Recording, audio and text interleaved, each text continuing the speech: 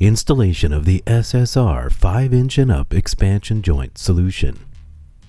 Prior to installation, please review this entire video and written instructions. Tools needed for installation. Ensure the blockout is flat, level, clean, and within tolerance. See written instructions for more information.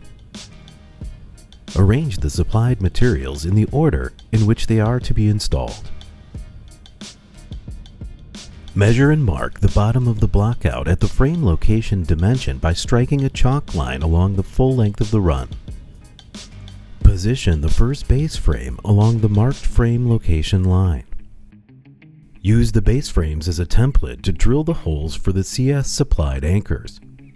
Remove the frame and clean the holes. Reposition the base frames and anchor into the blockout with the CS supplied anchors. Place the next frame into position, drill holes, and remove and clean the holes. Insert the grooved end of alignment pins. Tap the pins with a mallet so they are halfway embedded into the frame. Install and fasten the frame. Place the first frame on the opposite side of the joint. Measuring off the top edge of the initial anchored length of the base frame, position this length of frame so that the exposed surface dimension is maintained. Install remaining frames as previously described. Position the turn bar frames on the corner of the slab. Use the turn bar frames as a template to drill the holes for the CS supplied anchors. Remove the frames and clean the holes. Reposition the turn bar frames and anchor into the blockout with CS supplied anchors. Repeat on opposite side of the blockout. Apply a heavy bead of grease to the inside of the bearing sleeve on each turn bar. Insert the turn bar assemblies into the turn bar frames with the bent angle of the turn bar extrusion and ball pins facing outward.